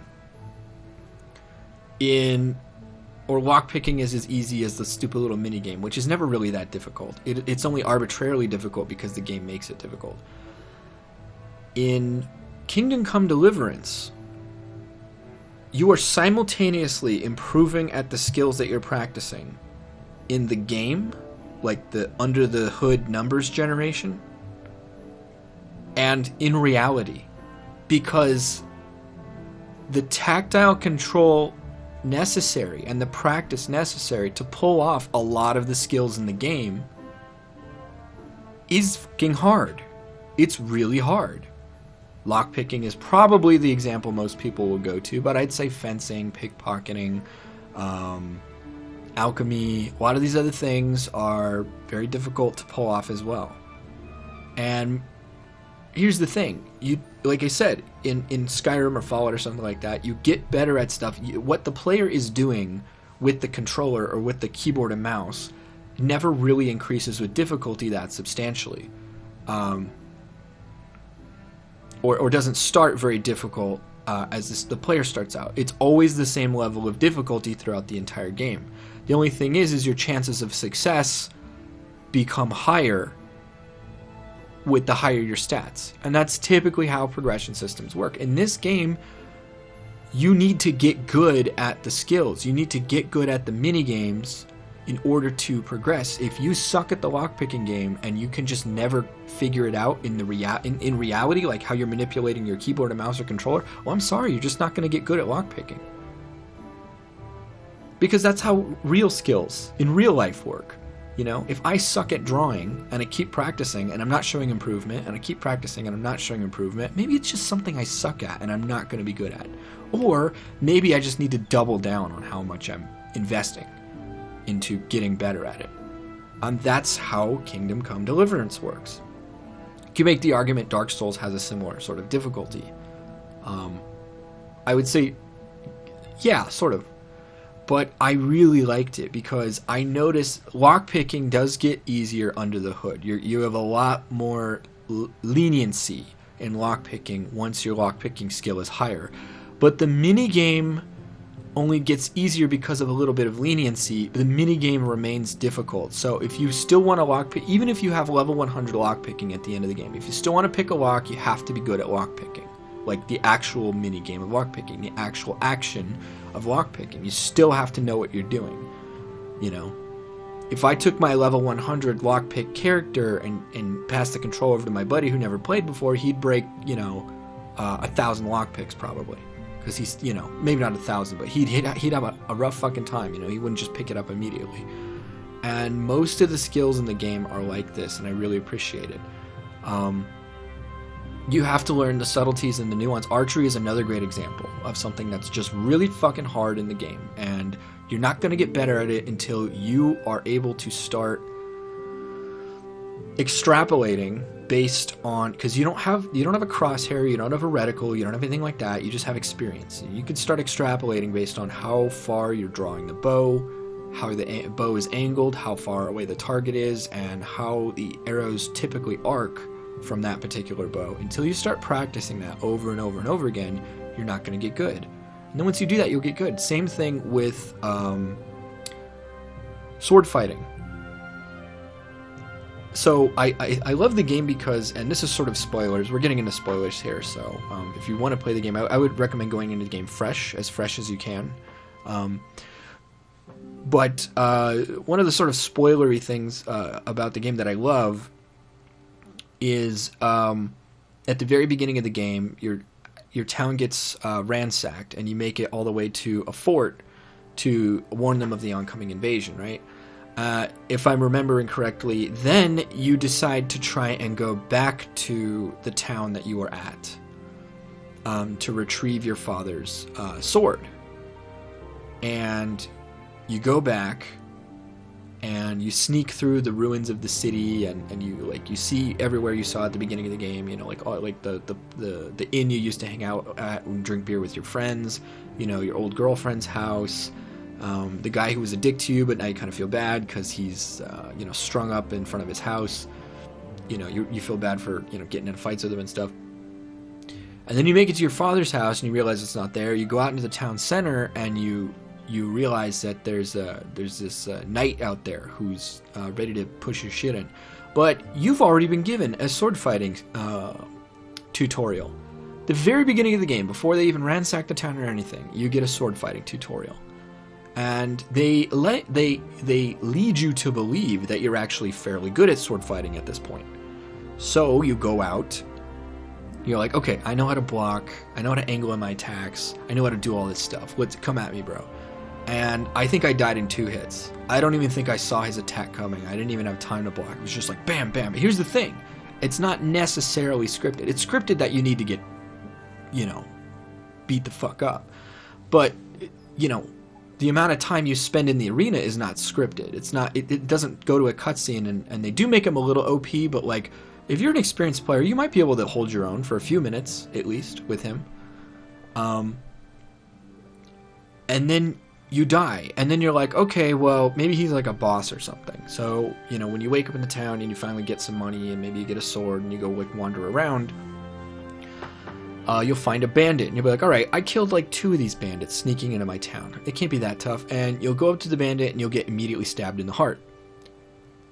And that happened to me over and over and over again. And I was trying to just like play it like an open world game and just not do anything. And I think I lamented to one of my friends, like, what the fuck is going on? This game's too hard. He's like, oh, dude, just go do the story quest a little bit. So I did the story quest. And they recommended that I not become like a knight and savior of the realm, but that I get trained so that I could be part of the city watch, because I was so inept and terrible. And I had to go to the Master of Arms, and he re-showed me the tutorial, and then he gave me the option to practice. And I gotta say, much like in real life, I was not any good at sword fighting in the game until I had a schedule with this guy, right? For like 14 in-game days, right? What I would do is I'd get up the crack of dawn, get some breakfast, go over, talk to the Master of Arms. He'd beat the shit out of me in the arena, but I'd learn a few things. Maybe I'd level up my block skill. Maybe I'd level up my swordman skill. Maybe I'd get a couple of good hits in on him before he completely obliterated me. And then, bloodied and bruised, I'd limp my way into town, I'd get my clothes repaired, I'd buy some food, I'd go back, I'd stick my head in a trough to wash it off, and I'd collapse on my bed. And then I'd wake up and do the next thing. Same thing the next day. And I did that for 14 in-game days until I felt comfortable with sword combat and I finally beat my instructor. Keep in mind, I was still not very high level in sword combat. That's how much dedication it takes just to get competent enough to be able to go out into the world and not get immediately killed. And that's one of the great things about Kingdom Come Deliverance. You want to talk about a simulation of reality. You want to talk about an immersive experience where you feel like you're living this player's life moment to moment, minute to minute. You're experiencing what they're experiencing. You're getting lost in it.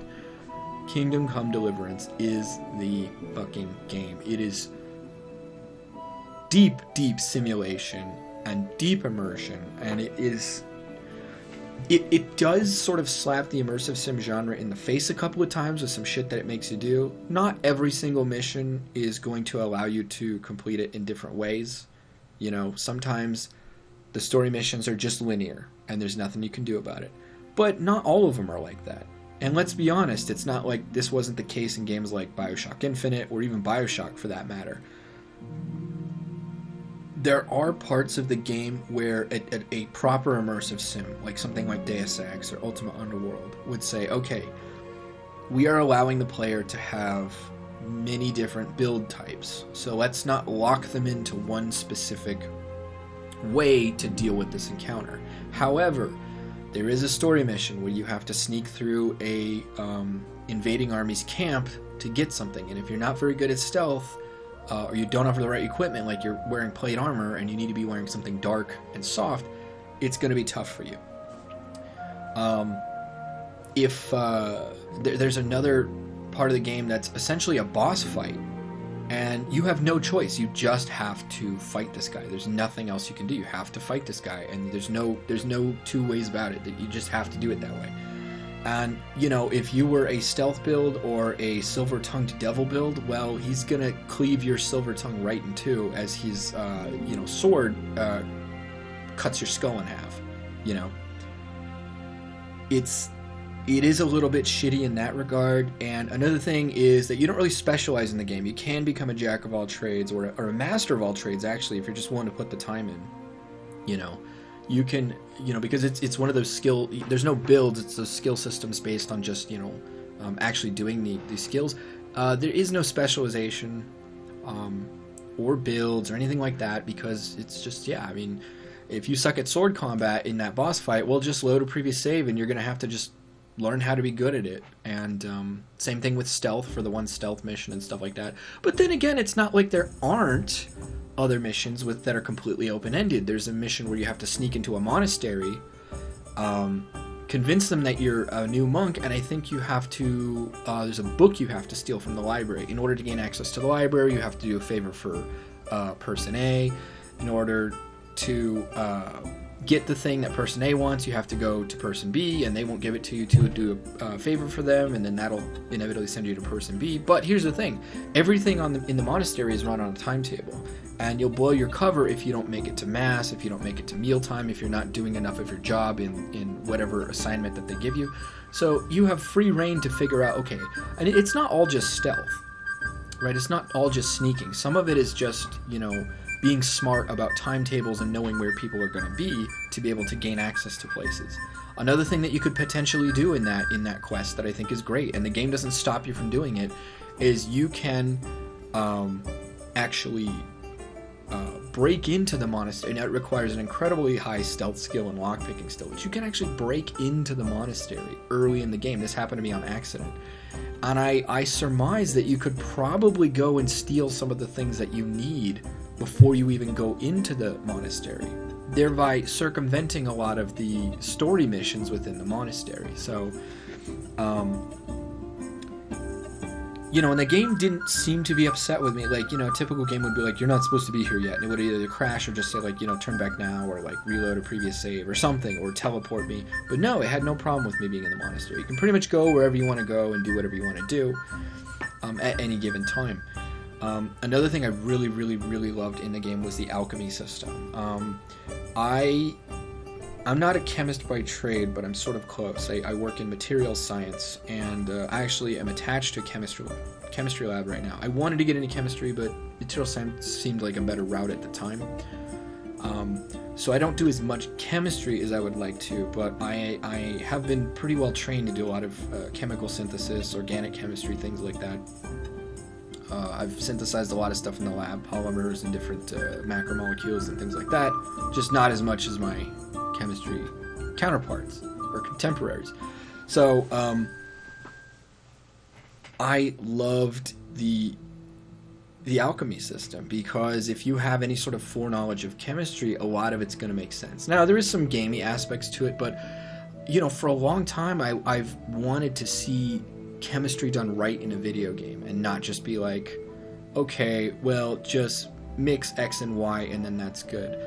In Kingdom Come Deliverance, you have to mix the right proportions of X and Y, and then you have to, so for example, if you know about chemical extraction, well, what you're going to want to do is find a good solvent, and if it's not the right solvent, you're going to fuck your shit up. So you find the right solvent, you throw the stuff in, then you heat it and do an extraction, then you may want to filter it, right? And take the solids out, and then just take the extract, and then you may want to mix that with something else, and then you may want to boil that again to get it to react, and then you may want to take it over to a still and distill it. And you have to worry about like how high the temperature is getting. You have to worry about all these different things. If you add in too much of even a single ingredient, or if you get something too hot, or if it sits on the burner too long, or if you don't. So another thing in distillation is distillation comes out in parts, typically, unless you have azeotropes or something. But distillation comes out in parts, and you need to collect, as far as I'm remembering, you have to collect the right part of the distillation to get the right product. This actually happens with ethanol distillation to make liquor. That's why they say moonshine can make you go blind, because if you collect the front part of the distillation, that's methanol, and that's highly toxic, and it will degrade your optic nerves and make you go blind. So you don't want to drink that. So when you're distilling ethanol, you have to let the first, 10% run off before you can actually start collecting stuff that's safely drinkable. So it's a pretty in-depth chemistry system in the game, and I liked the actual gameplay of it, because you have to know, like, you have to have all the movements planned out before you do everything.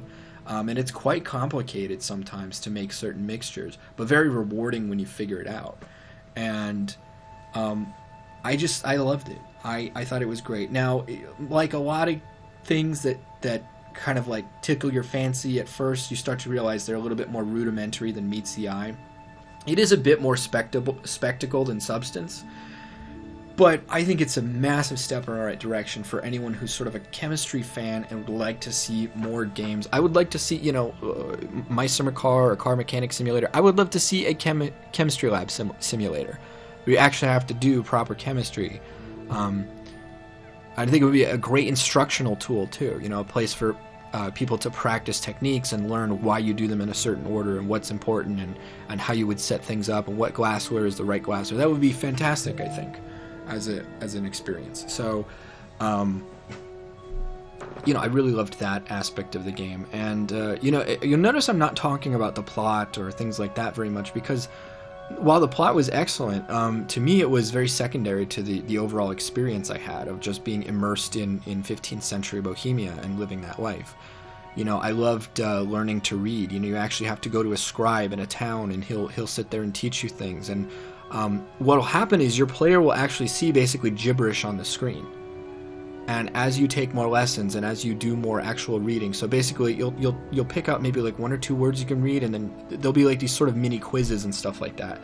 And as you learn, you'll see that the gibberish starts morphing into actual words that you recognize, and then you can start reading. And then you can read books, and you can actually, I think you have to spend time each night actually reading. So if you want to read a book on like a skill, you have to sit your character down and have them read it for X number of minutes or hours or something like that before they gain the knowledge. And you can only read for so long too, so I think it takes multiple cycles to finish a book. So it's really trying to simulate, okay, if you want to gain knowledge from books, it's not just like in Skyrim where you just click on it and it's like, oh, you learned everything you need to know about bludgeoning.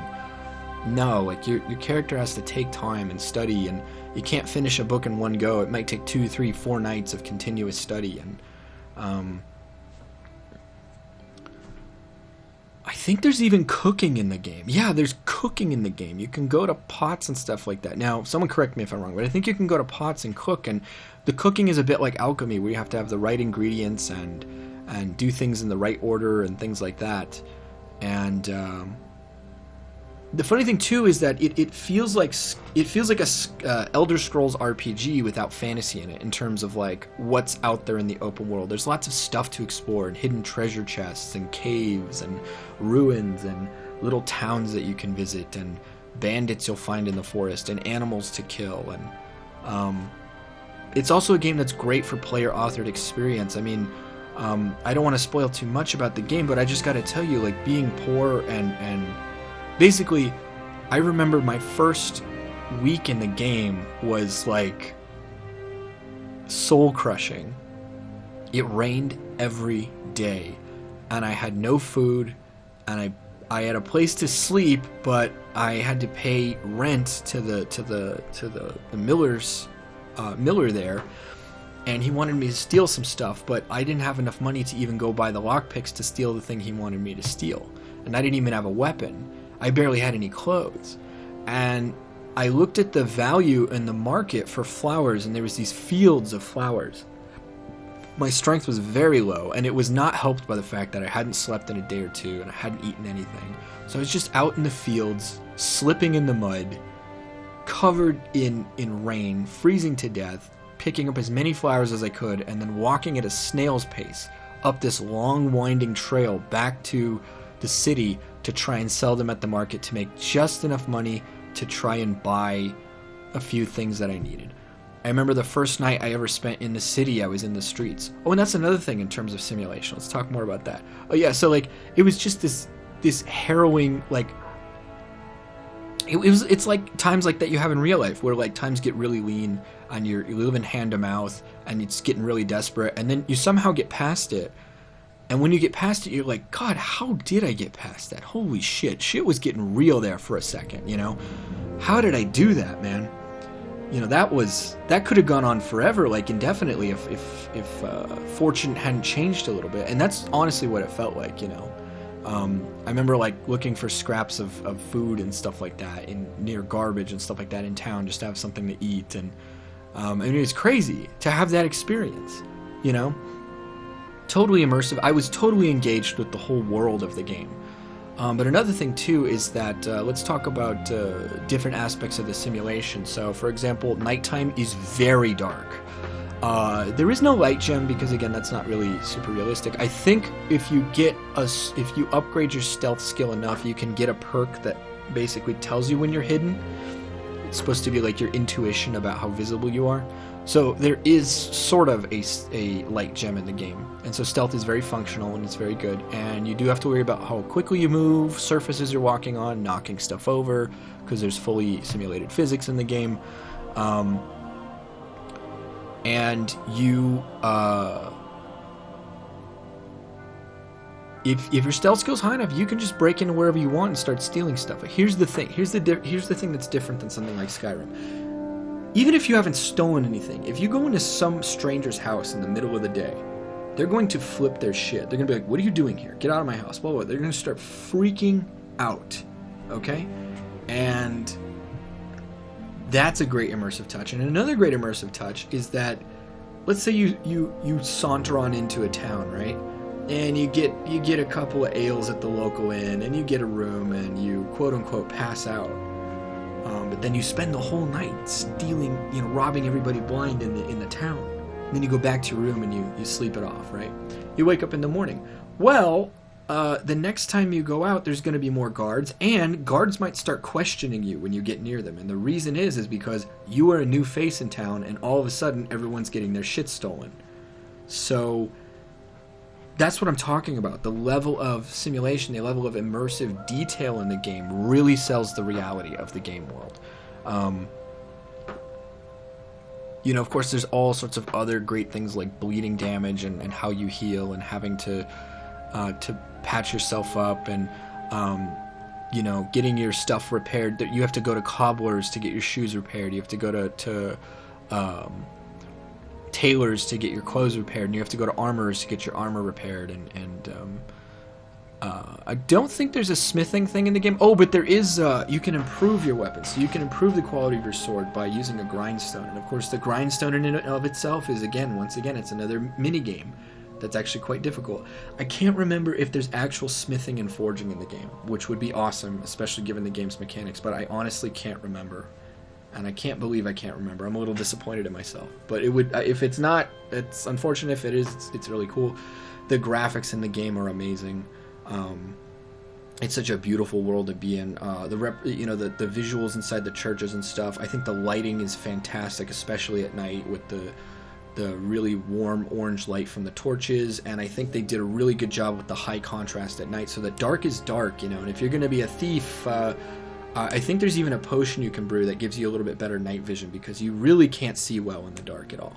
So if you're going to be a thief, you need to figure out how to get around that. Maybe carry something with you or something like that. And as I said, the combat in the game is great. The one thing I would say that about mission structure and stuff that is a little bit more like an immersive sim is that so there's a couple of major battles in the game, and the thing that I really like about them is you are not you're not the Avatar, you're not the Dragonborn, you're not going to single-handedly win the battle ever. You are but another soldier on the battlefield, and you'll come to realize that while you can help change the tide of the battle, it largely has nothing to do with you. You're not going to single-handedly do anything. You might be able to rescue a couple of your guys that are getting ganged up on and provide some support for them, but a battle's a battle, and you're just another dude. And in fact, if you stay behind the ranks, or if you try and use a bow and stuff like that, the battle will still play out. I think, and it is simulated too. I don't think your side always wins.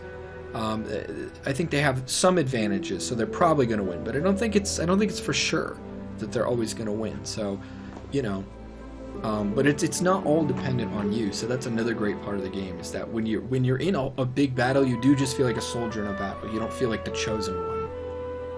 Which is great. Like I said, yeah, you can drink, you can get drunk, you have to bathe occasionally. I think you can get your hair cut and change your hairstyle. I don't think it grows like in Witcher 3 or Red Dead 2, but it does. I mean, you do get your hair cut and do stuff like that or whatever. And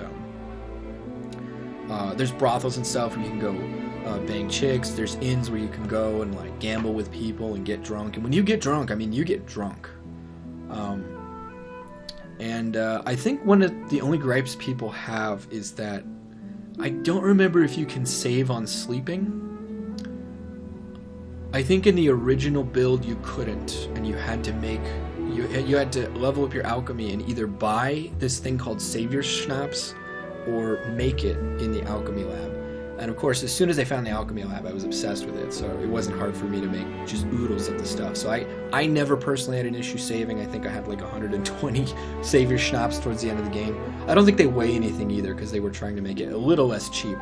But for everybody else, yeah, Savior Schnapps is expensive, and since you can't save on sleeping, the game can be pretty harrowing at times. But I think they put a patch out that you can save on sleeping now, so it's a little easier, although it does kind of nerf the whole inclusion of Savior Schnapps, but whatever. No, I think Kingdom Come Deliverance is a phenomenal game, and I think it's an excellent immersive sim. The reasons I wanted to keep it off this list, now that I'm going through it and I'm talking about the game and all these things, I'm saying, it's kind of bullshit reasons, And if you want player choice and player expression, player freedom, player authored stories, I mean, look no further. Like I said, I could have gone anywhere, and I refused to do the main story, and so the first few days in town for me were like an actual experience. And here's the thing. Because my status in the world of Kingdom Come was so hard-won based on where I had started and all of the hardship I had in the beginning of the game, there was a much more cathartic feeling of finally becoming like a knight and like actually holding my own in combat and having money and like having houses and shit like that, having a nice horse and buying good armor, because I know that I really worked for it and that I had come from the absolute bottom to the, not the top, but like to the upper echelons of society. So I'm glad I ignored the story quest because in the beginning, because there's so many experiences to be had just trying to live in the world, and just trying to get by and do things and explore and meet people and undertake side quests. And yeah, it was I really enjoyed every second of that experience, and I was totally captivated. And even though it's kind of it can be tedious and arduous at times, that tedium never makes the game uninteresting or boring or frustrating. It's more just adding to the experience and adding to the immersion. And like I said, you can make a build. You can eventually sort of nullify that build by advancing all your other skills, but you can make a build and you can play the game in whatever way you want. And there are going to be different outcomes. I was a skilled alchemist and healer, and pretty good with words. So there was a mission about a plague, and I was able to talk the doctor into letting me show him something about alchemy, and then we discovered this cure together. And then I was able to treat the more severe cases in the ward, and I was able to save almost everybody. And that wouldn't have been possible if I wasn't had more points into the things that I had points in. But I think there were other ways to solve it. You could have gotten you could have retrieved a book from some library in some monastery that had been ransacked, and you might have had to fight people there and then take it back, or you could have stolen some stuff. So it's trying to accommodate a lot of different play styles, and there are missions that may be geared towards stealth, but you can talk your way out of them or fight your way out of them. Another thing, all the enemies have day-night cycles, so my buddy, his favorite exploit was to find a camp and then sleep near the camp to wait till everyone went to sleep, and then because his stealth skill was so high, he would just slit everyone's throats. Which, I don't know if that's an exploit. I mean, that was a tactic that's been used since time immemorial. Yeah, I know I'm just going on and on about this game, and it's getting really long in the tooth, but I'm just trying to talk about the fact that there is so much depth to all the systems, all the simulation, and all the commitment to making it an immersive experience. And so, for the few things that it does that, would probably have Warren Spector groaning or rolling his eyes, I think ultimately the holistic experience of playing Kingdom Come Deliverance is very much in keeping with generally immersive sims. And, there's a difference between a survival game, for example, that puts in things like hunger and thirst mechanics and stuff like that for the sake of, giving you sort of an immersive, real experience, but the game can be more linear. You kind of have to do things in a certain way, and it's a little bit more of a game about resource management and getting from one point to the next. And some of them, which are more like MMO type things, can feel a lot less immersive. But like I said, Kingdom Come Deliverance takes the idea of this heavy simulation. Okay, it's not Thief Sim, it's not Flight Sim, it's not Car Mechanic Simulator. It's 15th century Bohemian Peasant Simulator, right? And that's what it is. Or just 15th century person who's lost everything simulator, and they're at the bottom, but also sky's the limit, and you're just finding your way in the world in that period of that location and that period of time in history.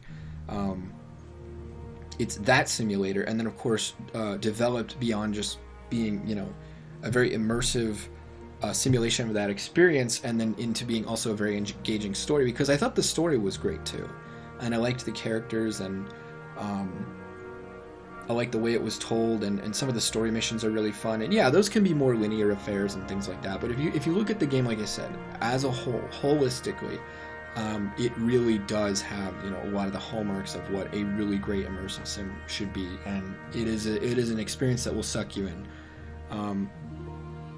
So yes, Kingdom Come Deliverance, you should absolutely play it, and I cannot wait to play whatever they make next. If it's another installment in this series, if they make whatever, I don't know. I'm very much excited to be playing the next Warhorse Studios game. Well, with that, guys, I think this concludes the list. You may be wondering why I would include something like Kingdom Come Deliverance and maybe exclude something like Red Dead Redemption 2. And I'm gonna put Red Dead Redemption 2 on the honorable mentions. It was so close to being on this list for me, me putting it on a list of immersive sims.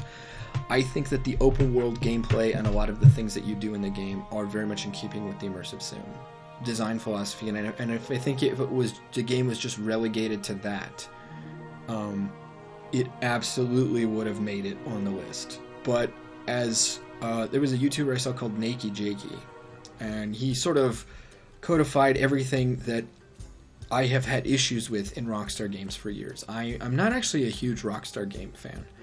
I had a lot of fun with GTA 5. I haven't played online much, which is I think that's mostly what people are playing these days. But the story, I mean, this is the issue I've had with Rockstar games since their inception. The mechanics of the game are geared around player choice, player freedom, player expression, right? Very sort of Warren Spector-y, right? And player authored stories to some extent. The mechanics of the game, right? But the story missions of the game are some of the most linear, invisible wall, random mission failure because you took 2 steps to the left, fucking horseshit I have ever fucking experienced in the gaming industry. They're probably one of the worst offenders of any studio out there of this kind of horseshit, right? And they continually do it every single fucking game. And does this mean they're bad games? No. What it means is that the mechanics of the game and the missions of the game are in direct conflict with one another. The mechanics of the game are extremely open-ended, and it's why Rockstar is famous. And in fact, it's almost very much embracing, the immersive sim design philosophy to some extent, at least in the sense of like lots of choice, lots of freedom, and lots of player-driven experiences. Right? What the missions don't do is any of that. They want to make a movie, and they want you to experience the movie the same damn way every single time. Every player is going to have the same experience, and you can't do things creatively, and you can't do things your own way in the missions and all that kind of. You have to do it A to B to C to D to E to F. They're going to make you connect all of those dots, and if you miss even one, or you want to say like, oh well, what if I skip that dot and do this, or what if I do this? No. They're just gonna fucking send you right back, and I don't understand it. I don't understand why they wouldn't give you more free reign with how you're able to complete mission objectives. I really have never understood. The side quests are fairly good about that. Fairly. Not all of them, but they can be. So I've never really understood this sort of schism between the mechanics and the general feel of how the game plays, and then the actual mission structure of especially the plot. The side missions, like I said, are a little bit better. And when thinking back on Red Dead 2, there's one single experience that sort of summarizes most of my experiences with the story missions in Red Dead 2. Like I said, Kingdom Come Deliverance was guilty of this as well to some extent. Very much so. But not for every single story mission. There are many story missions where the outcome can be totally changed, and by your actions, your player build, what you're capable of doing, what you have done, you do have a fairly good degree of control over many story missions and as to how they're going to play out, or what play style you're going to use to complete them. But I remember I was playing Red Dead 2, and if anyone remembers this mission, there's like a... So the mission was to, like I said, sneak into the foreman's office and threaten him, or steal some document or something like that, right? And the way in which they wanted you to play the mission was to sneak from sneak under these like rail cars and sneak under these carts that were hidden in the stockyard of the factory or whatever, right? So far, so good. Okay? Then we get to the doors to get into the factory, and I see a bunch of guys there with guns who are waiting for us or something like that, but they haven't spotted us yet. I'm just like, whoa, fuck this. I don't want to get in it. I mean, I'm tired of stealth missions where they're like, be stealthy, and then they're like, oh, sorry, they, in terms of forwarding the plot, they heard you coming. canonically, but you didn't do anything, but canonically they heard you. So your stealth is fucked now. There was no point in sneaking earlier, but you still would have failed the mission had you been spotted. I hate that shit. I fucking hate that shit in games. But anyways, so I said, okay, you can climb in Red Dead. So I went over to the side of the building, and I climbed up a crate, and then I climbed up a stack of tires or something, and then I climbed up on top of the roof of the factory, and then I snuck all the way along the roof, and I went and I saw there was a little bit of roof underneath the foreman's window. So I dropped down to that little bit of roof, and I opened the window, and I got a mission failure, even though I had successfully snuck into the foreman's office. And I said, what the fuck is this? And they teleported, well, they respawned me or reloaded my save at the very beginning of the mission. And so I went back to that spot, and I was like, okay, I'll go through the stupid door. So we go through the stupid door, we shoot a couple of guys, some commotion happens outside, and then we get up to the office, and we go in, and then we confront the foreman in a cutscene. Nothing about where my character was, how he got there, and the general conditions of what was going on, because they could have come up with some arbitrary, like, the foreman rang an alarm when he saw you come through the room or something like that, like they're wont to do, in a cutscene. So basically, there's no reason I had to go through the factory floor, except that Rockstar wanted me to, because they wanted me to have that very linear, very quote-unquote cinematic experience of the action-packed approach up to the foreman's office, even though it's supposed to be a stealth mission. So even though I found a stealthy solution to what I was supposed to be doing, they told me to go fuck off. And I'm not saying this happened to me one time and it just completely pissed me off about the game. No, I'm saying this is endemic of every other mission in the game not being able to do things the way I want, not having a lot of freedom in how they're executed. It's just linear set piece to linear set piece to linear set piece, and I have, other than actually performing the actions they're asking me to do, I have no other choice than that. You know what I mean? And if I perform any different actions, they'll fucking shut the game off and make me do it again. And every Rockstar game is like this, and it fucking pisses me off. I mean, I've replayed Red Dead 1 maybe only 2 or 3 times, even though I love it, because there are a couple of missions in that game that are just a motherfucker. So, basically, yeah, that's the reason, is because when you're playing the actual game, the story campaign of Red Dead 2, it is the most player-hating, constrained, we don't give a shit if you've got a better idea about how to do this than we do. This is the story that we're trying to tell. It might as well be a movie gameplay that you've ever seen. And so, while I really applaud it, and I think in terms of just open world gameplay, it is the Old West cowboy counterpart to Kingdom Come Deliverance, at least in that part of the gameplay department. I love all the immersive aspect. I love the simulation of it. I love that, skinning an animal is no longer just like a 3-second animation of someone randomly stabbing a corpse. You now have to actually skin it, take the skin off. You have to decide if you want to take both the skin and the meat. You're going to get covered in blood. You have to wash your clothes off. The meat can spoil if you don't get it back too fast. If your horse drops it because you go careening off a cliff, or heaven forbid your horse dies because you go careening off a cliff or something like that, you've lost the pelt, you've lost the meat. You have to take pelts back and get them cured and sell them, and oh man, that's just the animal skinning right there. Not to mention having to wear warmer clothes in cold weather, not to mention the eating mechanics, not to mention just being able to go around camp and just have a cup of coffee and eat a meal and stuff like that, to really simulate and immerse yourself into being in this setting, being in this world. And that is very immersive sim to me. That's very much the core principles of this is an immersive real world. Get invested and role play being a cowboy in the Old West, an outlaw. You have to do, I love games with weapon degradation, and I love that you have to clean your weapons in order to maintain them in Red Dead, and the customization, having to go to gunsmiths and stuff like that, the fact that you can hold up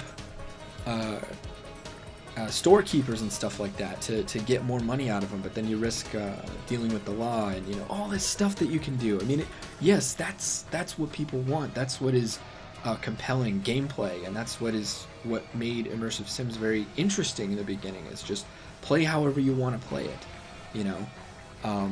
play it how you want to play it, but it's an immersive real world that feels real. I love getting drunk in the game. I love coming off the trail for I may have already said this, 14 days or something on the trail. I'm gaunt because I've been eating nothing but hardtack and canteen water. I come into Saint Denis, I roll into the fanciest place in town because I just robbed a stagecoach or something, and I'm pretty flush with cash, and I get myself a nice prime rib dinner and a bunch of whiskey, and I'll probably get drunk and then I'll pass out, and then in the morning, I'm pretty scruffy. I'll get a haircut, I'll get some new duds, maybe I'll get a new gun, or maybe I'll get some my gun fixed by the gunsmith, get some more provisions, get some ammo, and then get back on the trail again, and that's a very sort of, it's a simulation of an experience I want to have, and so I really like that. So yeah, Red Dead 2 didn't make it on because of Rockstar's mission design, and it's just infuriating in every game they make. Now, when it works, because some of the missions are very cinematic and thrilling.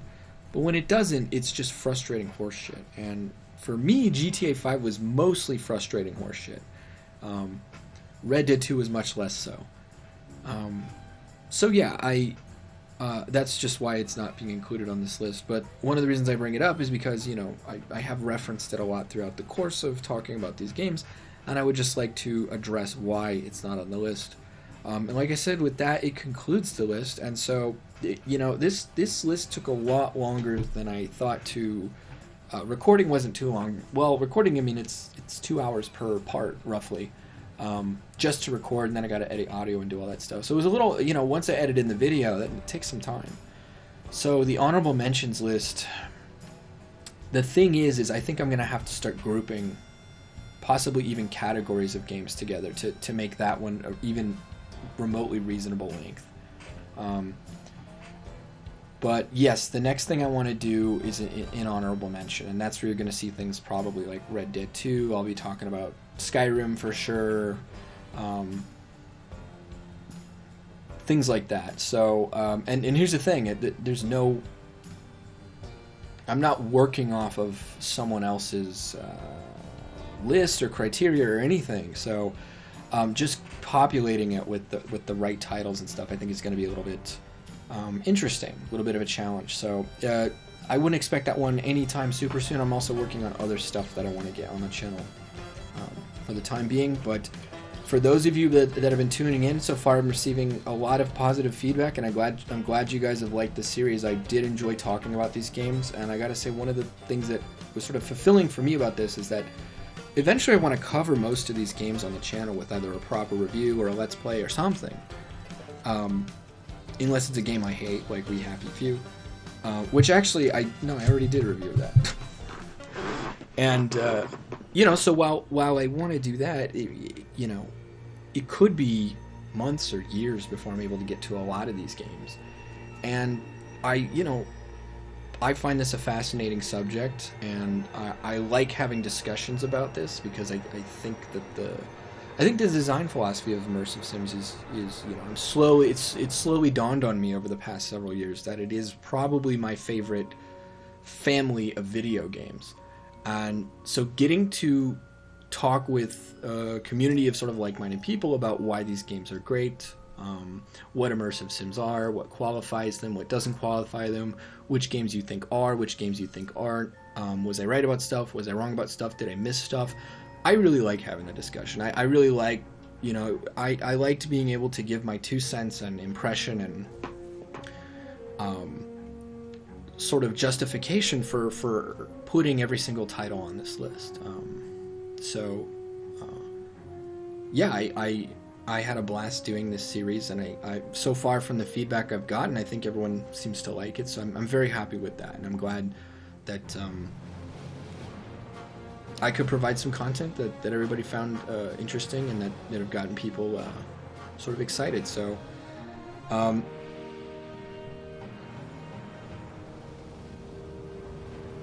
it looks like this is going to be an encore part 6, and so I'll be editing that appropriately.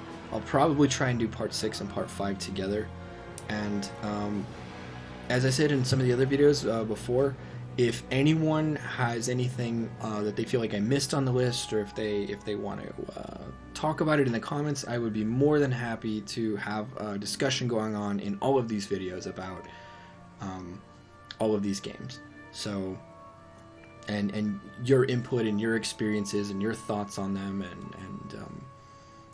and yeah. So thank you very much for tuning in, and I'll be coming out with more content on similar subjects in the future. Thanks for listening, guys.